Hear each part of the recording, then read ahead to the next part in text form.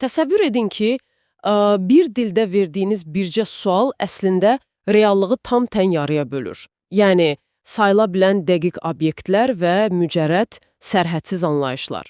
Bugünkü araşdırmamızda mənbələrimizin köməyi ilə ingilis dilindəki xüsusi sualların o məşhur WH sual sözlərinin mexanikasına baş vururuq. Aha, hamımızın məktəbdən tanıdığı o suallar. Elədir. Amma bilirsiniz, missiyamız sizə hansısa qrammatika qaydasını əzbərlətmək deyil. Biz ingilis dilində danışanların dünyanı qeyri-ixtiyari olaraq necə qruplaşdırdığını, yəni bu dilin arxasındakı fəlsəfəni anlamaq istəyirik. Qısa desək, hər boşluqdan sonraki söz bir ipucudur və biz detektiv kimi onları tapacağıq. Əslində çox dəqiq yanaşmadır. Çünki biz adətən bu sual sözlərini tərcümə edib üstündən keçirik.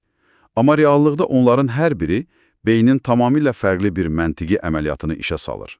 Yəni cümlədəki o sual sözü danışanın məkanı və ya vaxtı necə qavradığını birbaşa ələ verir.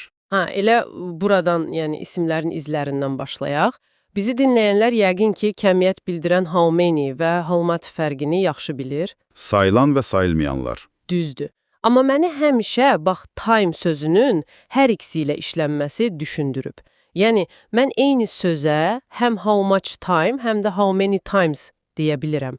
O zaman qrammatika niyə dəyişir? Çünki sən əslində eyni fiziki reallıqdan danışmırsan o an. Bax, sən how much time deyəndə buradakı vaxt, belə deyək, axıb gedən ölçülməz bir kainat qanunudur. Yəni, tamamilə mücərrəddir.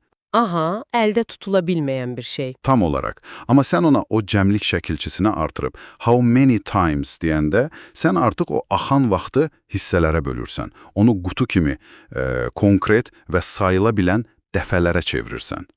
Reallıq dəyişdiyi üçün təbii olaraq sual da dəyişir. Çox maraqlıdır. Deməli, mənim obyektə olan baxış bucağım elə strukturun özünü yaradır. Bu arada bu mənə which və what məsələsini çox xatırladır. İkisi də bəzən eyni cür tərcümə olunur axı. Hə, testlərdə ən çox qarışdırılan məqamlardandır. Mənim bununla bağlı çox sevdiyim bir analogiyam var. Restoranda ofisiant sənə yaxınlaşıb toyuq yoxsa balıq deyə soruşanda, bax bu which'dir. Çünki qarşında sanki görünməz bir divar var, seçim sadəcə iki obyektlə məhdudlaşır. Amma kimsə sənə ümumiyyətlə dünyada ən çox nə yemək istəyirsən deyə soruşanda, bu artıq what'dur. Yəni, heç bir sərhəd, limit yoxdur. İnanın ki, bu çərçivənin olub-olmamağı beynin qərar vermə prosesinə birbaşa təsir edir. İngilis dili səndən sadəcə quru məlumat istəmir, həm də o məlumatın hansı fiziki çərçivədən gəlməli olduğunu bəyan edir. Məhdud qrupdursa which seçirsən, sonsuz kainatdırsa what. Mübtədaya verilən o suallarda niyə ingilislər qəfildən do, does, köməkçi feillərindən imtina edirlər? Aha, bu çox məntiqlidir əslində. Çünki sən hərəkəti edənin kim və ya nə olduğunu hələ bilmirsən axı.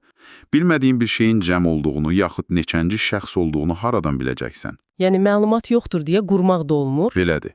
Dilin daxili məntiqi deyir ki, sən mübtədanı bilmirsənsə, standart olaraq onu üçüncü şəxsin təki kimi qəbul et və heç bir əlavə struktura ehtiyac duymadan birbaşa feilin özünü işlət. Başa düşdüm. Yəni, məchulluğu standart tək varlıq kimi paketləyirik. Bəs zaman tələləri məsələsi necədir? Qeydlərimizdə tez-tez vurğulanır ki, when və ya how long ago görəndə qətiyyən bitmiş zamanla, yəni tərkibində have və ya has olan variantlarla işlətməyin. Amma mən bunu tam tuta bilmirəm. Ego keçmişdi, present perfect də keçmişdə olan bir hərəkətlə bağlı deyilmi? Bax, burada çox kəskin bir xətt var. Ego, yəni əvvəl, zaman xəttini, necə deyərlər, bıçaq kimi kəsir. Gözlə, yəni mən testdə how long ago görən kimi tərkibində have-has olan variantları düşünmədən silə bilərəm. Gözünü belə qırpmadan silə bilərsən. Çünki hərəkət keçmişin müəyyən bir nöqtəsində kəsilib atılıb. Present perfect isə əslində bir körpüdür. Keçmişdə başlayıb, indiyə qədər uzanan, indi ilə əlaqəsi olan hərəkətdir. Sən eyni anda həm hərəkətin keçmişdə kəsildiyini, həm də indiyə qədər uzandığını deyə bilməzsən. Bu, sadəcə məntiqi bir paradoksdur. Aha, ikisi bir cümlədə ola bilməz. Əgər hərəkət indiyə qədər uzanırsa, sənə artıq how long lazımdır.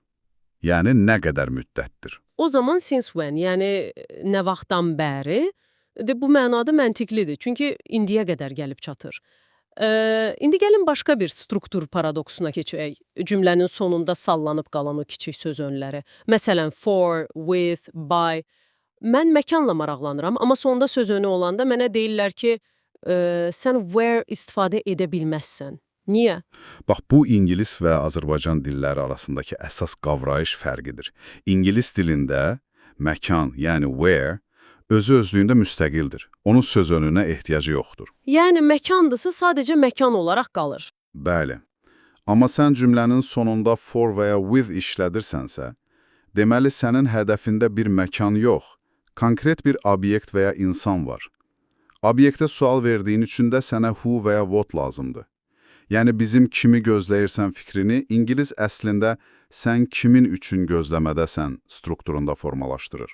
Deməli, sualın arxasındakı hədəf şəxs olduğu üçün avtomatik olaraq o söz önü who-nu önə çəkir. Yeri gəlmişkən, şəxs demişkən, who is he və what is he arasındakı o incə fərq də həmişə diqqətimi çəkib. Hə, cəmi bir sual sözü dəyişir, amma müraciət edilən hədəf tamamilə başqalaşır.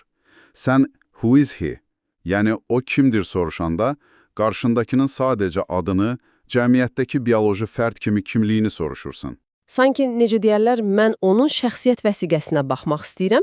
O zaman mən what is he deyəndə isə onun CV-sini tələb edirəm. Çünki nə demək sənin cəmiyyətdəki peşən nədir deməkdir. Tam olaraq belədir. İkinci sual, insanın özünü yox, onun cəmiyyətdə icra etdiyi rolu, yəni funksionallığı hədəfə alır.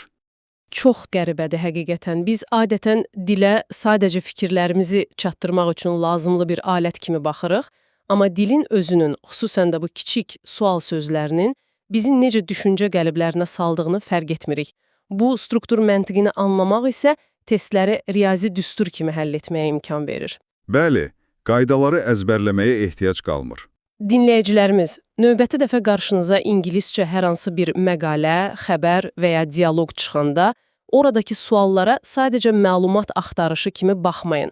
Özünüzə bu sualı verin. Yazıcı niyə məhz o sual sözünü seçdi? O sizdən məhdud bir rəfdən seçim istəyir, yoxsa sonsuz bir kainatdan? Və bu gizli arxitekturanı anlamaq sizin özünüzün dünyanı necə ifadə etdiyinizi hansı formada dəyişə bilər? Özünüz kəşf edin.